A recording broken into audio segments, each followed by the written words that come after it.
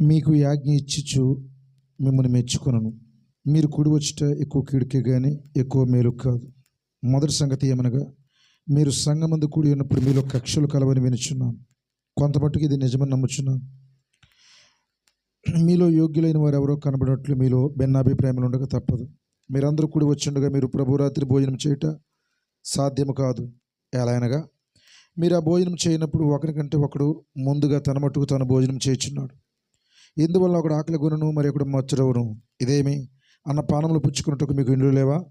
దేవుని సంఘమును తిరస్కరించి పేదలను సిగ్గుపరచుదురా? మీతో ఏమి చెప్పుదును? దీనిని గురించి మిమ్మల్ని మెచ్చుదునా?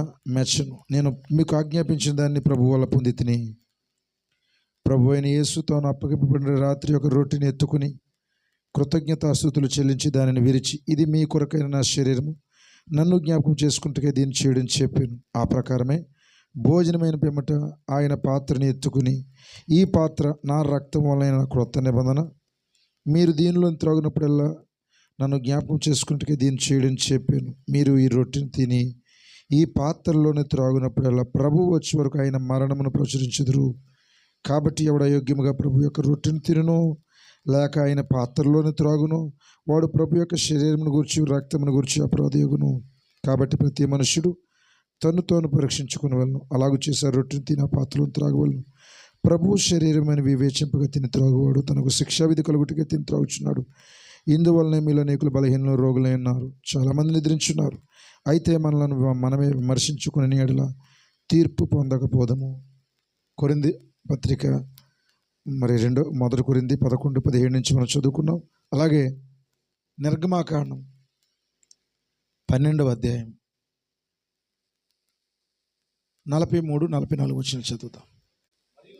మరియు యెహోవా మోషే అహరోనుతో ఇట్లా, నేను కట్టడ చెప్తున్నాడు. పస్కా పండగను గూర్చిన కట్టడ. అన్యుడెవడైనను దానిని తినకూడదు, కానీ వెండితో కొనబడిన దాసుడు సున్నతి పొందినవాడైతే దాన్ని తినవచ్చును. దేవుడు తన పరిశుద్ధ వాక్యమును మన వినికిడిలో దీవించి ఆస్వాదించును గాక.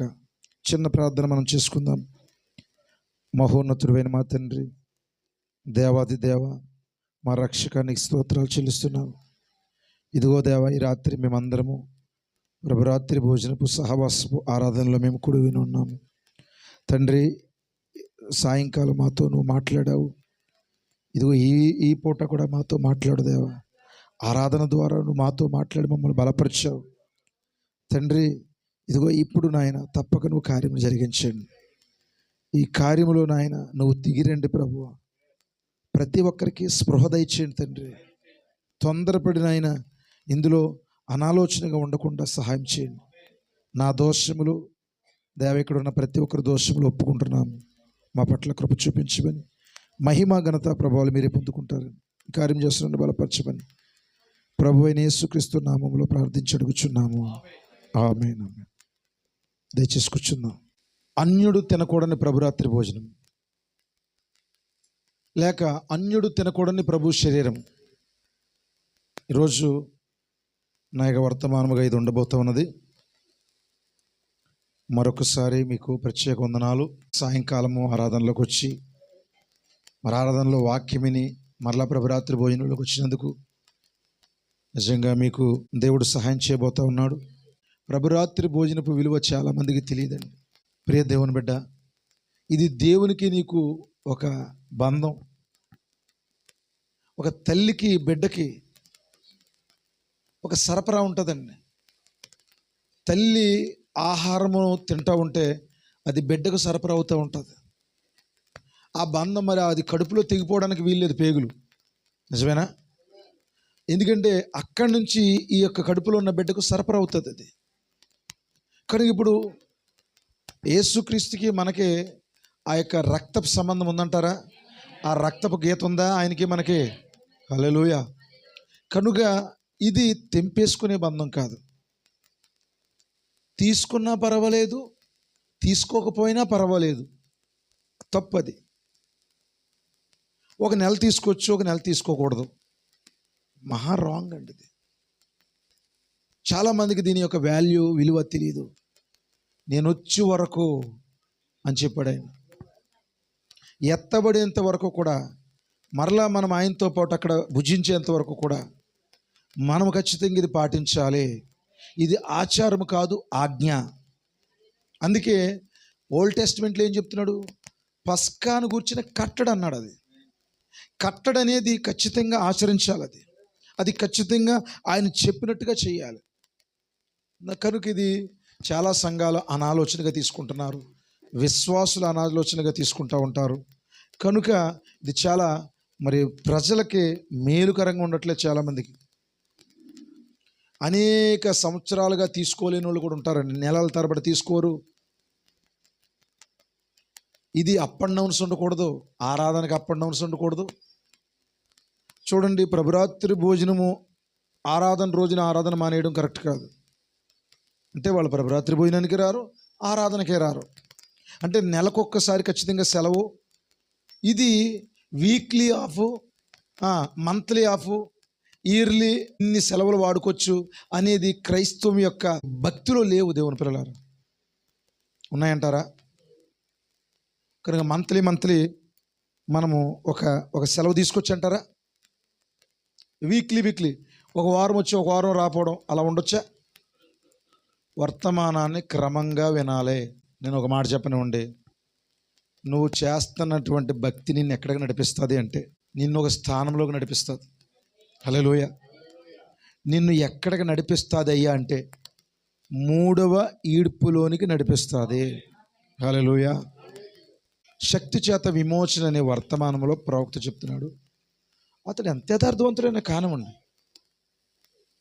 ఆ వ్యక్తి ఎంత యథార్థవంతురాలైనా కానివ్వండి, ఆ యొక్క సంఘ విశ్వాసి ఆ క్రమంలో రాకపోతే వాళ్ళు దేవుణ్ణి కలుసుకోలేరు. వాళ్ళు ప్రభురాత్రి భోజనానికి కూడా అర్హులు కాదని చెప్తున్నాడు ఆయన. నిన్ను 3వ ఈడ్పులోనికి నడిపించేది ఏమిటంటే నువ్వు చేస్తున్నటువంటి అసలైన క్రమమైన భక్తి. సంఘానికి నేను ఎప్పుడు చెప్తాను ఏమిటంటే టోకెన్ లైఫ్, గుడ్ లైఫ్. ఏమున్నాయి చెప్పండి? టోకెన్ లైఫ్, గుడ్ లైఫ్ రెండు ఉన్నాయి. చాలామందికి తెలియని విషయం ఏంటంటే వారు టోకెన్ లైఫ్ కలిగి ఉండకుండా గుడ్ లైఫ్ కలిగి ఉండి దేవుడితో మేము చాలా సరిగా ఉన్నాం అనుకుంటారు. గుడ్ లైఫ్, టోకెన్ లైఫ్ ఏమిటి వాటి రెండిట్ల మధ్యలో ఉన్నటువంటి తేడా ఏమిటి? తేడా అంటే యాకోబు, ఏసావు అంతే. యాకోబు కలిగి ఉన్నది ఏమిటి? యాషావు కలిగి ఉన్నది ఏంటి? యాషావు కలిగి ఉన్నది గుడ్ లైఫ్, యాకోబు కలిగి ఉన్నది టోకెన్ లైఫ్. ఆనవాళ్ళ జీవితాన్ని కలిగి ఉన్నాడు.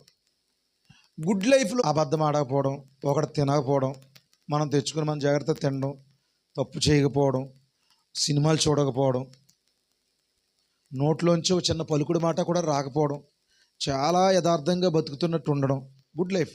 టోకెన్ లైఫ్ అనేది అలాంటిది కాదు.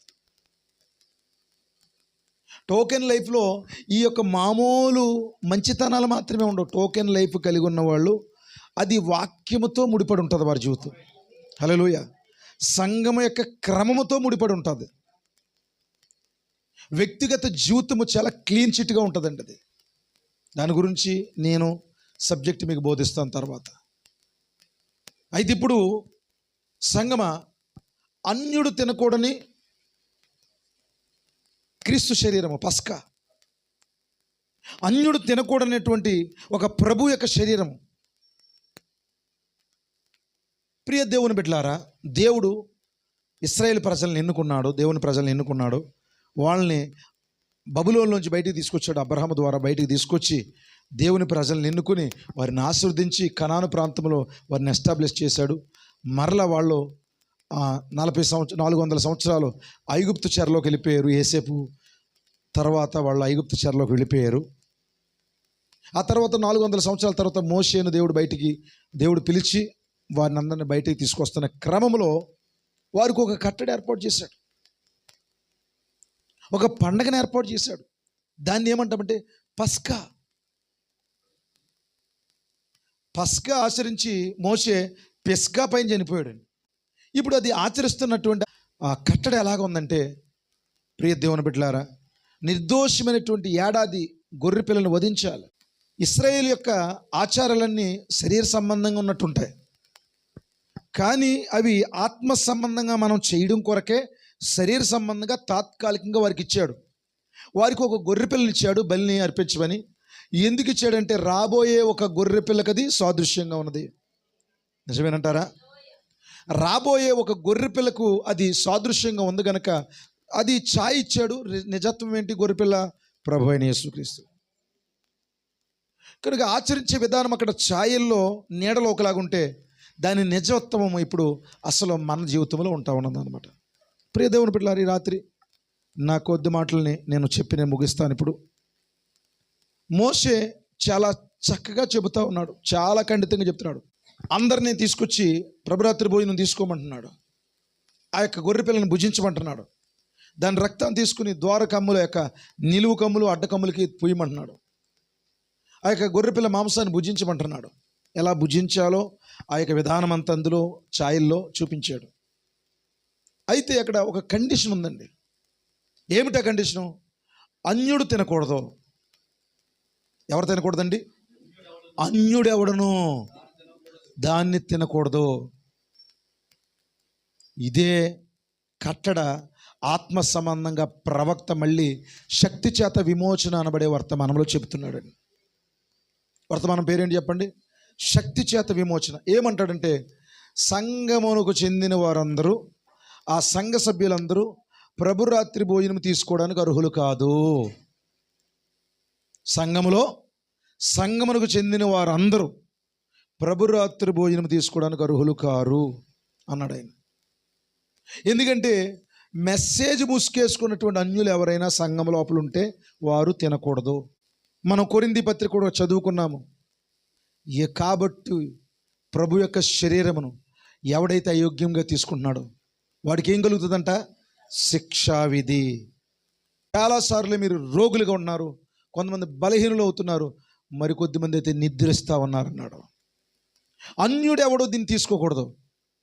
ఇప్పుడు నేను అడుగుతున్నాను మిమ్మల్ని ప్రశ్న, ప్రభురాత్రి భోజనానికి నువ్వు సిద్ధమేనా? నువ్వు తీసుకొచ్చా? ఒక మానవుడిగా నేను ప్రశ్న వేస్తున్నాను అనిపించవచ్చు మీకు.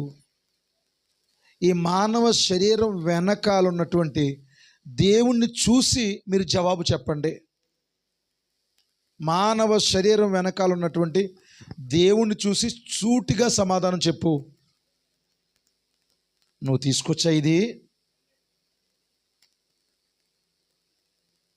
నువ్వు వస్తున్నావు, పర్వాలేదా? నేను తీర్పు తీర్చానండి ఎవరికైనా. నువ్వు ఎలాగున్నావు ఏంటని ఇది నీ ఇష్టం. నేను ఒక ప్రశ్న అడగాలనుకున్నాను. చాలా కఠినమైనటువంటి బోధన ఇచ్చాడు దేవుడు నాకు ఫస్ట్. అవి మళ్ళీ నేను మాట్లాడలేదు. దేవా ఏంటి ప్రభువా, నేను మళ్ళీ నాకు ఒక కింద నేను కూర్చొని ఆలోచన చేస్తున్నప్పుడు ఆ వర్తమానం అంతా నేను మళ్ళీ చెప్పాలి ప్రభువా, నేను తీసుకుంటాను. వద్దు, అది మాట్లాడినవ్వలేదు దేవుడు. ఇప్పుడు ఈ కొద్ది మాటలు నేను చెప్తున్నాను. ప్రభురాత్రి భోజనానికి వచ్చావు, అన్యుడు ఎవడో దాన్ని తినకూడదన్నాడు. నువ్వు క్రిస్టియనేనా? హల్లెలూయా. ఓకే, దీని ద్వారా క్రిస్టియను? బాప్తిస్వం ద్వారా క్రిస్టియన్. కనుక బాప్తిస్వం ద్వారా క్రిస్టియన్ అవుతావా నువ్వు? అంత మాత్రమేనా?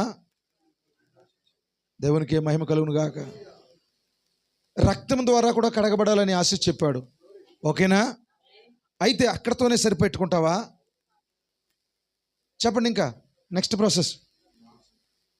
ఆయన రక్తము ఆయన శరీరం తీసుకుంటావు, ఓకే. నేను అది అర్హుడువా అని అడుగుతున్నాను. బాప్తిస్వంతోనే నువ్వు అర్హుడువా? ఎందుకంటే ప్రవక్త చెప్తున్నాడు, మిశ్రిత జనాంగం వచ్చిందంట వారితో పాటు. ఎవరితో పాటు? వాగ్దాన ప్రజలతో పాటు మిశ్రిత జనాంగం వచ్చిందంట. మోషే దాన్ని చూసుకోవట్లేదు. వింటున్నారా? మోషే దాన్ని గమనించట్లేదు. అహరోను దాన్ని గమనించట్లేదు. మిరియాము దాన్ని గమనించకపోవచ్చు. చుట్టూ ఉన్న ప్రజలు దాన్ని గమనించలేకపోవచ్చు. మోషేతో ఉన్నటువంటి కొంచెం మంది పరిశుద్ధులు దాన్ని గమనించలేకపోవచ్చు. కానీ దేవుని ఆత్మ గమనిస్తూ ఉంది. దేవుని ఆత్మ దాన్ని గుర్తిస్తూ ఉంది. గెట్ అవుట్, పంపించేయండి అన్యుల్ని పంపించేయండి. వారు తినకూడదు. ఈ రక్తము కింద హల్లెలూయా నువ్వు సురక్షితం, అన్యుడు చచ్చిపోతాడు. దయచేసి వారి ప్రాణాన్ని కాపాడుకోవడానికి పొమ్మని చెప్పండి. ఎవరు మాట్లాడుతున్నారు? మోషే కాదు, దేవుడు మాట్లాడుతున్నాడు. మోషే గుడ్డివాడు, సేవకుడు గుడ్డివాడు. సేవకుడు మరి కొన్నిసార్లు గమనించలేడు, ఎవరి ప్రాబ్లంలో గమనించలేడు, కానీ దేవుడు గమనిస్తూ ఉన్నాడు. అన్యుడా వెళ్ళిపో, అన్యురాలా వెళ్ళిపో, మిశ్రమైపోయావు, నువ్వు ఈ మెసేజ్తో కలిసిపోయావు, గెట్ అవుట్, బయటికి వెళ్ళిపో అని చెప్తున్నాడు. ఇక్కడ కూడా ఒక ప్రశ్న, నువ్వు అన్యుడువా క్రైస్తవుడువా? దేన్ని బట్టి క్రైస్తవుడు అనుకుంటున్నావు? మీరు ఇస్తున్నటువంటి కానుకలు నేను అపహాస్యం చేయట్లేదు, దయచేసి నన్ను క్షమించండి. ఒక కాపరగా మీరు ఇచ్చినటువంటి దశం భాగం కానుకలతో నేను పోషించబడతా ఉన్నాను. అయితే దశం భాగంతోనే నువ్వు అర్హురాలువా అర్హుడువా? నీ చిన్న కొద్దిపాటి గృహములో చేస్తున్నటువంటి క్యాలెండర్ దగ్గర ప్రార్థనకే నువ్వు అర్హుడువా అర్హురాలువా? క్యాలెండర్ దగ్గరికి వెళ్ళిన తర్వాతే, లేకపోతే ఒక ఫోటో దగ్గరికి వెళ్ళి తల వంచి నువ్వు చిన్న ప్రార్థన చేస్తున్నావు, దాన్ని బట్టి నువ్వు అర్హత అనుకుంటున్నావా? నువ్వు నీ యొక్క కొద్దిపాటి మంచితనాన్ని బట్టి నువ్వు అర్హత అనుకుంటున్నావా? నీ కొద్దిపాటి సామాజిక మరి సేవలు చేసే ఆ యొక్క పరిస్థితిని బట్టి నువ్వు అర్హుడివి అర్హురాలు అనుకున్నావా? లేదండి. మోషే అంటున్నాడు, మోషేతో దేవుడు అన్నాడు, నువ్వు గుర్తించలేదయ్యా, మిశ్రిత జనాంగాన్ని నేను గుర్తించాను, దయచేసి వారిని వెళ్ళిపోమని చెప్పు. వద్దు, దయచేసి వారు పొందకుండా ఉందురుగాక, పొందితే వారిలో మరొక దురాత్మ వస్తుంది, మునుపుటి కంటే మరింత చెడ్డగా మారిపోతారు. చాలా తేలికైపోయిందండి. పాస్టర్ అన్నా తేలికైపోయింది, విశ్వాసులన్నా తేలికైపోయింది, వర్తమానం అన్నా తేలికైపోయింది. పర్వాలేదు, మన సంఘమే, మన పాస్టరే. నిజమే, నేను రోజు నీకు తెలుసు, ప్రతి వారం నన్ను చూస్తున్నావు, కానీ దేవుడు చాలా గొప్పోడమ్మా సోదరుడు. దేవుడు చాలా గొప్పోడు. మండుచున్న అగ్ని ఇక్కడ ఉన్నది, దహించి వేసే అగ్ని ఇక్కడ ఉన్నది, దానితో ఆటలాడగలవా నువ్వు? ప్రభురాత్రి భోజనం దగ్గర అన్ని చోట్ల చాలామని అయిపోతున్నావు. ప్రభురాత్రి భోజనం దగ్గర ఎలా అర్హురాలు నువ్వు, ఎలా అర్హుడు అనుకుంటున్నావు నువ్వు? దేవుడు గుర్తించాడు. గోధుమ చేలో గురుగులు వచ్చినాయి, మెసేజ్లోకి తప్పుడు ఆత్మ కలిగిన వారు వచ్చారు. ఎలా గుర్తించాలి? దేవుడు గుర్తిస్తున్నాడు. దేవుడు అన్నాడు, అన్యుల్ని వెళ్ళిపోమని చెప్పు, వాళ్ళు తినకూడదు. అయ్యా మరి మా పరిస్థితి ఏంటి? నువ్వు తింటే బ్రతుకుతావు, ఓకే. ఆపోజిట్, ఇప్పుడు వాడు తింటే చేస్తాడు, ఆమె తింటే చేస్తుంది. నెల అలవాటు అయిపోయిందా? తండ్రి నన్ను క్షమించిన ఆయన, బాబు నన్ను క్షమించు తండ్రి. అది పట్టుకుని వచ్చే కన్నీళ్ళ నీ అర్హత.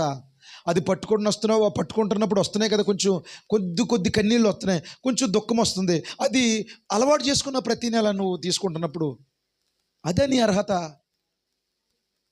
మరొక్కసారి రిక్వెస్ట్ చేస్తున్నాను, నీ అర్హత నీకే తెలుసు. నువ్వు ఎలా బ్రతుకుతున్నావో, ఎలా జీవిస్తున్నావో, ఎలా మాట్లాడుతున్నావో, ఎలా చూస్తున్నావో, ఎలా ఒప్పుకుంటున్నావో, ఇవన్నీ నీకు తెలుసు. ఒకవేళ అందులో ఎక్కడైనా తేడా ఉంటే దయచేసి సీటు ఖాళీ చేసి వెళ్ళిపో, చచ్చిపోతావు, జాగ్రత్త. సంహారకుడు వచ్చి నిన్ను ఆ సీట్లోంచి తీసి చంపేస్తాడు.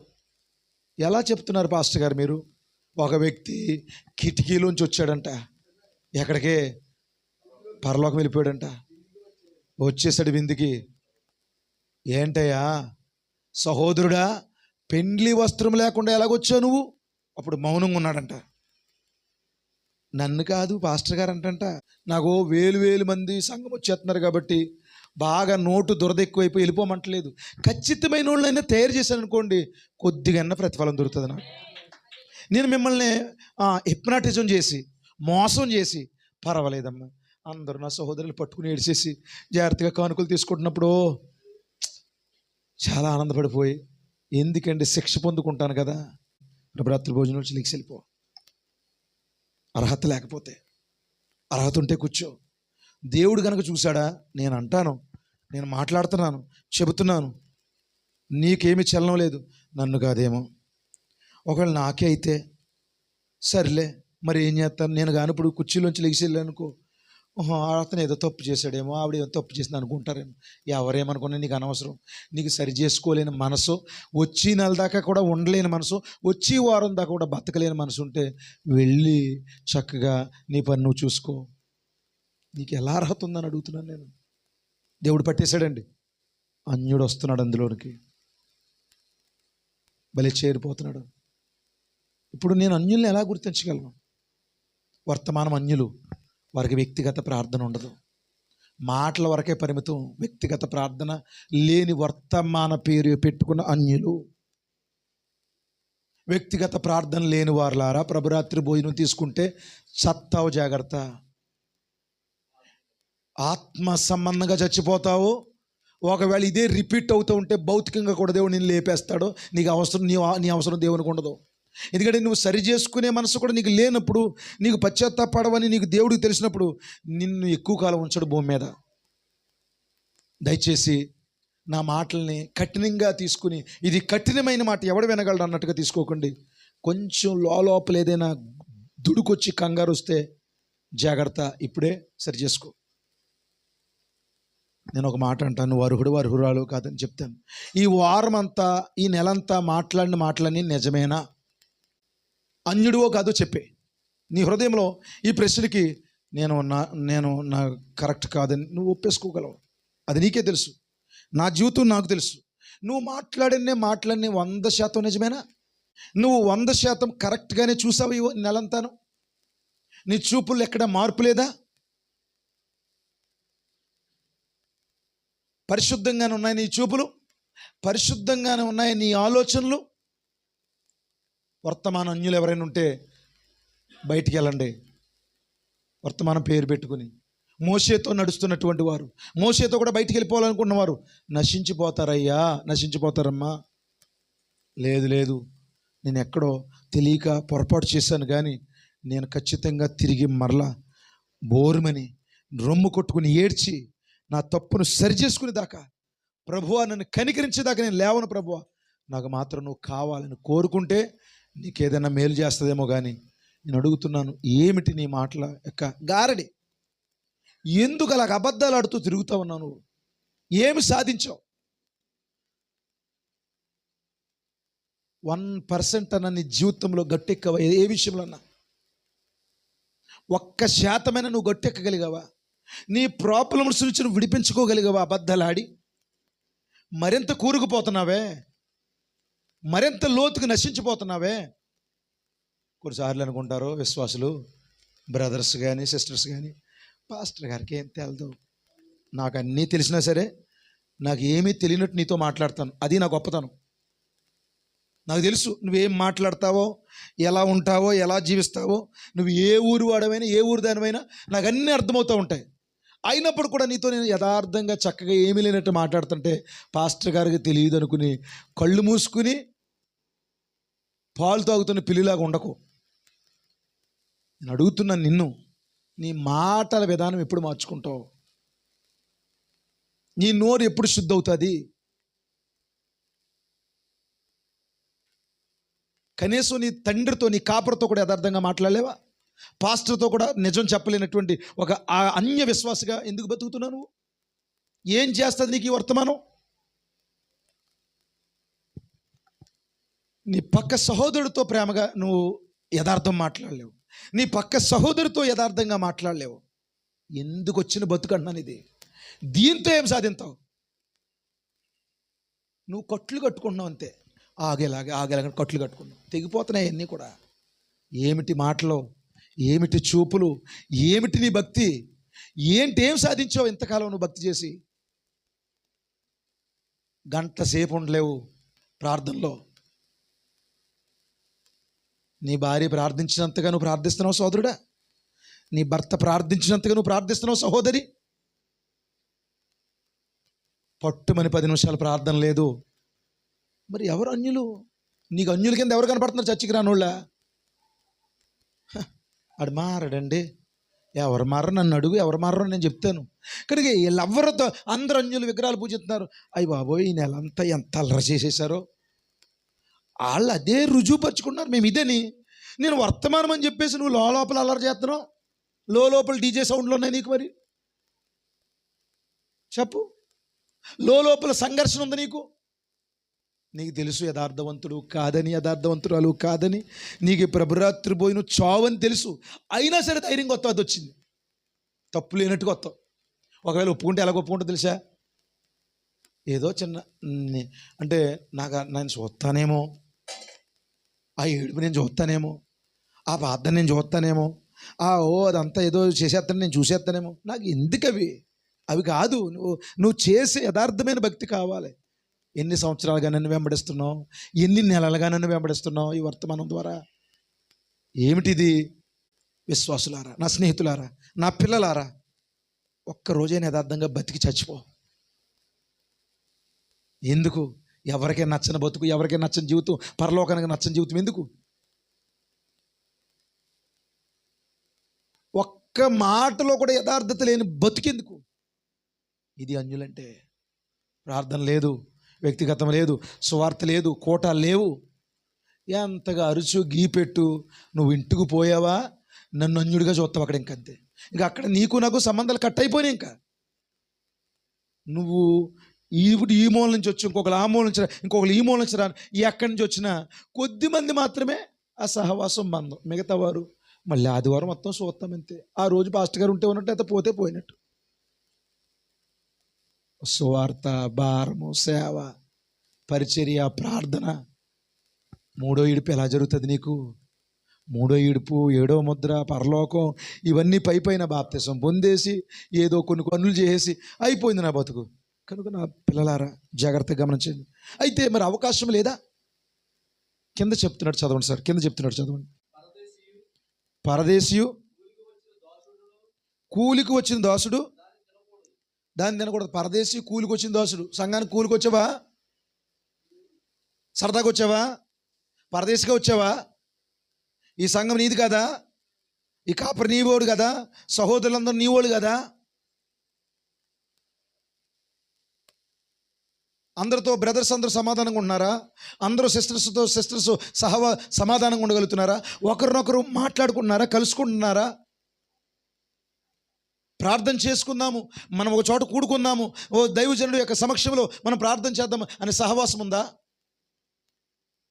అన్యుడివి, పరదేశివిగా ఉంటావా? నువ్వు ఎంతకాలం ఉంటావు? నీ విధానంలో నువ్వు వెళ్ళు, ఎప్పుడొకప్పుడు నష్టపోతావు. నీకు కొంచెం గాయాలు దెబ్బలు తగిలిదాకా నా మాట విను అంతే.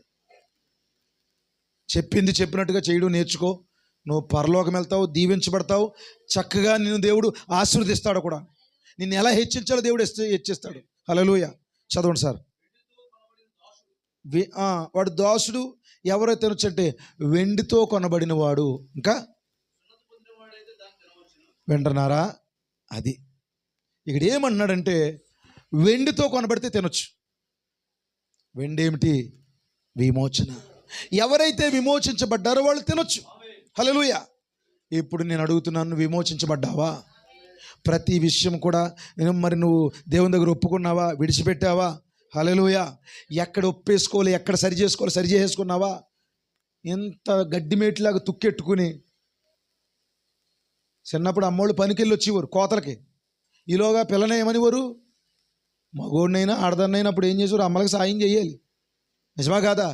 నేను వచ్చేటప్పుడు కొద్దిగా ఎసరెట్టే అన్నం ఉండే, వచ్చిన తర్వాత కూర ఎట్టుకుంటాననివారు. ఇప్పుడు అమ్మ వచ్చేదాకా ఎక్కడికే సెంటర్లోకి వచ్చేదాకా ఎక్కలాట ఆడుకుంటాం. చింతపిక్కలాటో, గెచ్చని రాళ్ళో, లేకపోతే పినీసులాటో, డబ్బులాటో ఆడుకుని ఇంకా అమ్మ వచ్చేస్తుంది 2 నిమిషాల్లో ఆ వీధి మొఖం పట్టుకుంటుంది. అనేటప్పటికి గబగబా బూడిద అందులోనే ఉంచేసి, కొండ కడగకుండా ఆ పై తుక్కంతా ఉంచేసి, నీళ్ళు ఎట్టేసి అందులోనే భీమేసేసి కంగారుగా ఉండేసి సిమిడిపోతామో, అది పాడైపోతామో, పడిపోతామో జరుగుతుంటే ఎక్కడ తుక్క అక్కడ, ఎక్కడ గిన్నెలు అక్కడ అన్నీ ఉండి సిమ్మిలీలు ఏటయ్యి మసెట్టేసి ఉండేవి. అప్పుడు అమ్మకి అర్థమయ్యేది, ఇది గెచ్చని రాట ఆడుకుండే, ఈడు పినీసులాట ఆడుకుంటాకి వెళ్ళాడు, అక్కడేదో బొమ్మలాట ఆడుకుంటాకి వెళ్ళారు. కానీ వీడికి దెబ్బలు తగలాలి, దీనికి దెబ్బలు తగలాలని ఏటే ఇప్పుడు కంగారు పడుతున్నాడు. అమ్మ కడిగేస్తున్నాను, చేసేస్తున్నాను, టపా 4 బీకేది. నిజమా కాదా? దేవునికి స్తోత్రం. అక్కడ కొన్ని తిన్నట్టున్నారు. దేవునికి స్తోత్రం. అయితే నేనేం చెప్తున్నాను, ఎక్కడ తుక్కు అక్కడ ఎట్టేసుకుని గడ్డిబేట్లాగా వచ్చేసి వ్యభిరోత్తు భోజనం చిన్న ముక్క అలా తాగేసి దేవానికి స్తోత్రం, గుడ్ బై, అయిపోయింది నెలకి. లోపలికి వెళ్ళి అరగదో, అదే నిన్ను పట్టుకుని పీడించేస్తుందే. జాగ్రత్త, విమోచించబడు. దేనికి సోదరుడా? నీ చూపులకు విమోచించబడు, నీ ఆలోచనలకు విమోచించబడు, నీ మాటలకు, నీ నాలుక విమోచించబడును గాక. ఓ ప్రతి విషయంలో విమోచించబడదు గాక. హల్లెలూయా. వెండితో కొనబడిన వాడు తినొచ్చు, విమోచించబడిన వారు తినొచ్చు, ఆ పరిస్థితుల నుంచి ఎవరైతే విడిపించబడ్డారో వారు తినొచ్చు. అంతేగాని ఇంకా అక్కడక్కడ కొన్ని మరకలు ఉండిపోయి ఇంకా అక్కడక్కడ కొన్ని ఉంచేసుకుని మరి హాయిగా మింగెత్తే అదే నిన్ను మింగేస్తుంది. జాగ్రత్త. ప్రభురాత్రి భోజనం అనేది మంచిగుంటే మంచిదే, లేకపోతే ప్రమాదకరం. ఇది తర్వాత ఏమన్నాడంటే, మరి వెండితో కొనబడిన వాడు తినొచ్చు, సున్నతి పొందిన వాడైతే దాన్ని తినవచ్చు. హల్లెలూయా. శక్తి చేత విమోచన అనే వర్తమానంలో ప్రవక్త ఏమంటాడంటే, ఇది ఇక్కడ ఛాయా రూపంలో ఉన్నది. సున్నతి పొందిన వారు తప్ప మరెవరు కాదు. అతడు ఎంత విశ్వాసపాత్రుడిగా ఉండినా సరే, వింటున్నారా, అతడు తినకూడదు. ఇటు విశ్వాసపాత్రులు కూడా తినకూడదా? నువ్వు ఎంత విశ్వాసపాత్రుడు అయినా పాత్రురాలు అయినా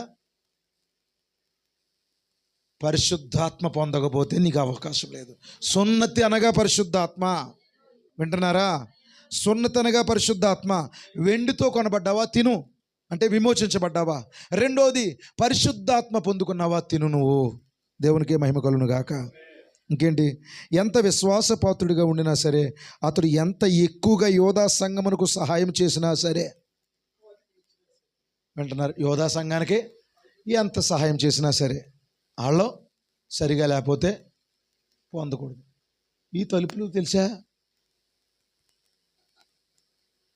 నువ్వు ఆ తలుపులు చేయించినా కానీ నీవు విమోచించబడిపోతే తలుపులో నుంచి లోపలికి రావడానికి అవకాశం లేదు.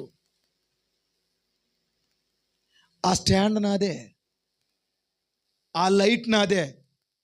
యోధా సంఘానికి నువ్వు ఎంత ఎక్కువగా సహాయం చేసినా సరే అది నిన్ను దేవుడు లెక్కల్లోకి తీసుకోడు.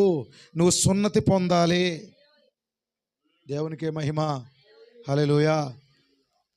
నన్ను ఏమనుకోద్దండి, నా కొరకు నువ్వు ఏం చేసినా సరే, నేను ఎవరిని తక్కువగా మాట్లాడట్లేదు. నాకు భోజనం పెట్టావా, స్వీట్లు ఇచ్చావా, బట్టలు ఇచ్చావా, చెప్పులు కొన్నావా, ఇంకా కలజోడిచ్చావా, బెల్ట్ ఇచ్చావా, ఈ రోజు నీ చెత్తం మానేకు ఇవి. కానీ అవి ఇచ్చి నువ్వు విమోచించబడు, నువ్వు తిరిగి జన్మించు, పరిశుద్ధాత్మ పొందుకో. అతడు యోధా సంఘానికి ఎంత సహాయం చేసినా సరే, అతడు సహవాస ఆరాధనలో పాల్గొనక మునుపు,